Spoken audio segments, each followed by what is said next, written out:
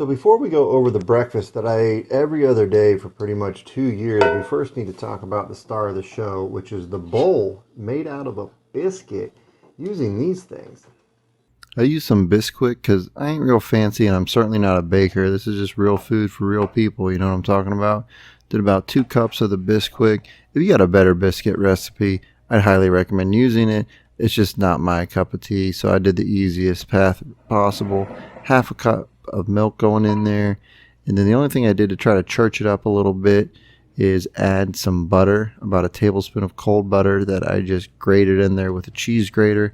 I forget who taught me this, but I probably could have used even more butter just to really give it more flavor. But it's just got to be cold, obviously, or else you're just smashing room temperature butter into a cheese grater. Mixed it with my hands because I'm not the sharpest tool in the shed. Happy accidents, no mistakes. Learn next time. Got club hand, then eventually got a spatula. I should have done it like this. So once you get it all mixed up, it's together, looking good. Add some more flour or Biscuit onto your surface.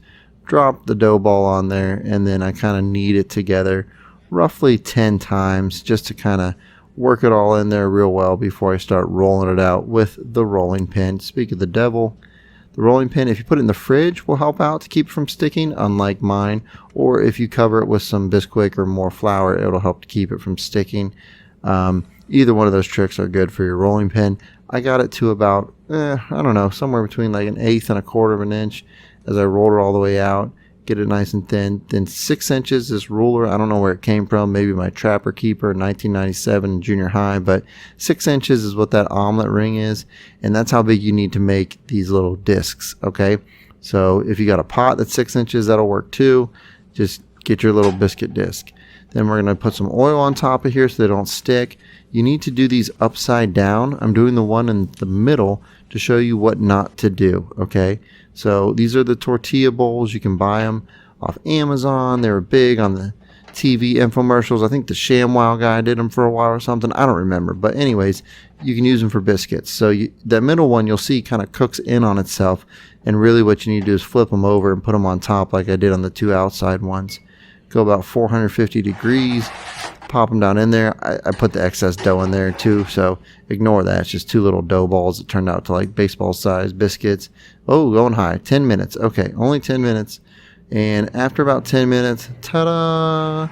You have biscuit bowls. Now look at the middle one. See, there's nowhere to put your filling because it just kind of cooked on itself, and it's like a star type deformed biscuit. I'm not sure what it is, but it's not a biscuit bowl. It won't work that way. So you need to put it on top. Look at this guy. Boom. Perfect. Plenty of space. Put in all your nice breakfast toppings. Make sure you do it on top. And here's how I learned how to do the biscuit bowl. So that's it, man. That's where I worked for like 2 years. Pretty much ate this thing every other day. Well, they only had it on the menu for 1.5 years, but yeah, it was Bob Evans, and I love this biscuit bowl, man. It wasn't just breakfast. I'd put like chicken noodle soup in it, pot roast, mashed potatoes. This is also the fattest I ever got in my life, if you were wondering. No surprise there. But man, yeah, I got here every day. It's like 6:30 right now. I got here like 5:30 to open up. I hated this job, I'm not gonna lie. It was crazy hours. I'd get in at 5:30 one day. The next day I'd come in at like 1 till close, which was like 11 o'clock. Had to deal with all the people, had all sorts of customer complaints. It was a lot, but I mean, also looking back on it, I'd never start this channel about cooking on the griddle if I hadn't worked here. I wouldn't know anything. I still would have worked in food, but I wouldn't know as much as I do about, you know, working a flat top. I learned everything basically from Bob Evans, and then learned more the rest of my career. But man, it had its ups and downs, but yeah. The only thing that made it worth it was eating one of these biscuit bowls pretty much every other day for 2 years because they were delicious. The sausage gravy is great. I mean, even when I make it at home, I can't get it as good as at Bob Evans, but theirs was like you use the sausage and then you get a package of dry mixture, so it already has all the seasonings in it. It's like flour, obviously, and other seasonings, and then you just add some water. You didn't even add milk. So mine isn't quite as good, but here's how I make mine. Start off with Bob Evans sausage just to pay respect for this video of where I learned how to do this. We got our cast iron pan now. There's just one whole log we're putting in there. Got to get that sizzle. Make sure your pan's got some heat to it. I think I'm on about medium. Oh, this is my housewife meat smasher that I like to use. This is like for the crock pot ladies on YouTube use this, so I bought myself one. Anyways, got some green onions that we're chopping up. Honestly, I never chop like this. This is the most impressive chopping I've ever done in my life. Surprised I didn't lose a finger. Pretty proud of myself. That's why I put it in the video. They're coming later to top the biscuit bowls. And all-purpose flour, now that you got your sausage, there's 1/4 cup.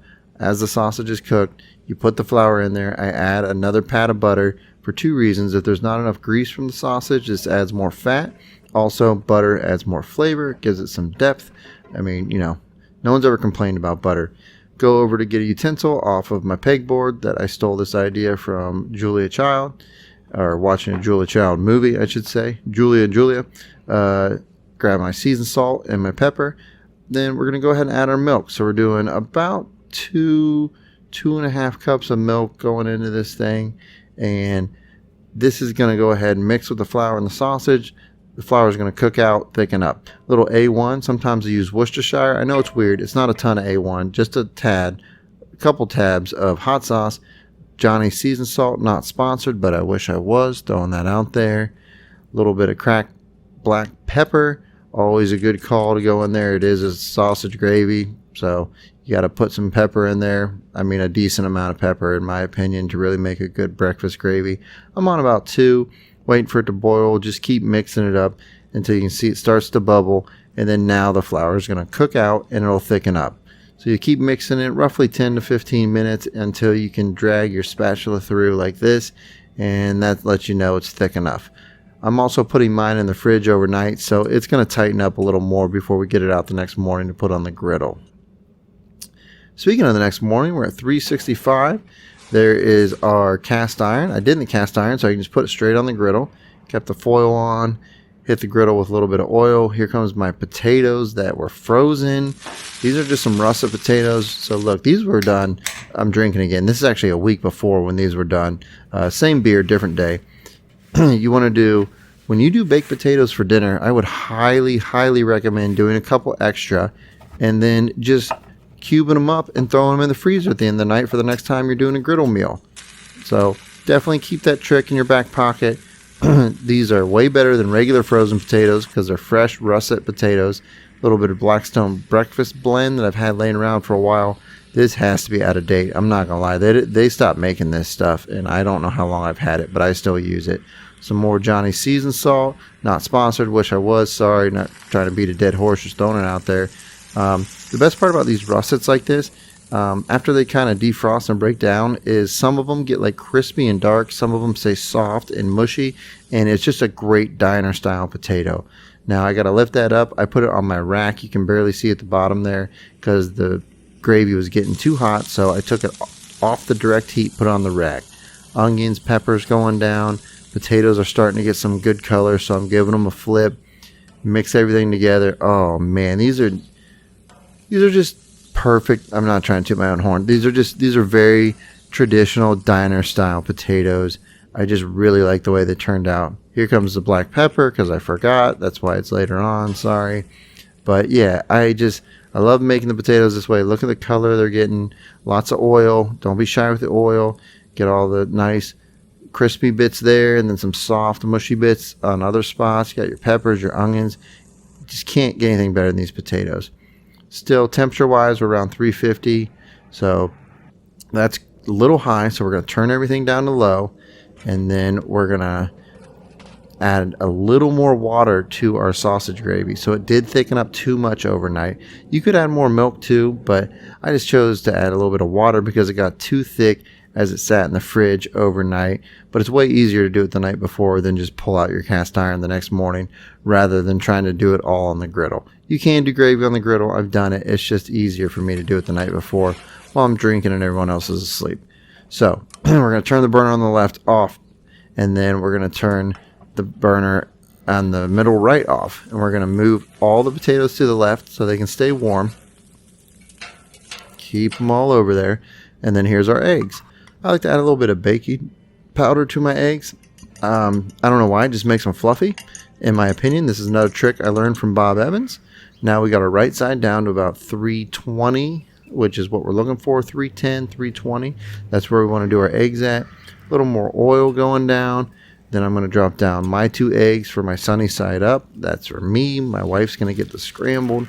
We'll just let those slowly set up. I kind of pull the whites out, keep pulling them out so that they set up, but the whites cook all the way. Put a little more oil in the back, and then bring my a little bit of breakfast blend on those. Bring my wife's scrambled eggs coming into the back. Slowly pour those down. Let them set up. Kind of make a well in the middle. Slowly pour them down again until you get them all out on the griddle, and just let your scrambled eggs set up.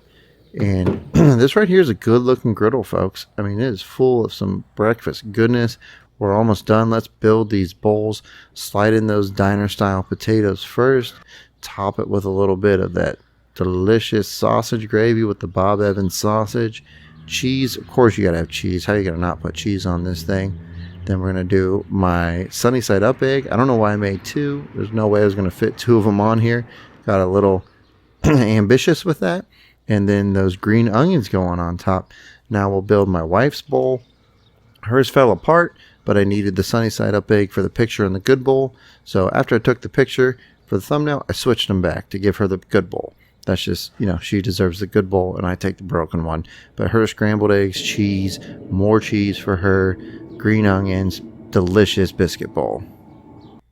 Well, folks, that's it. The biscuit bowl brings back so many memories. Some good, some not so good, but what are you going to do? I'm going to enjoy this. Probably won't start my diet until next week. If you want to pick up the shells that I baked this in to make your own biscuit bowl, then the link in the description. Keep on griddling.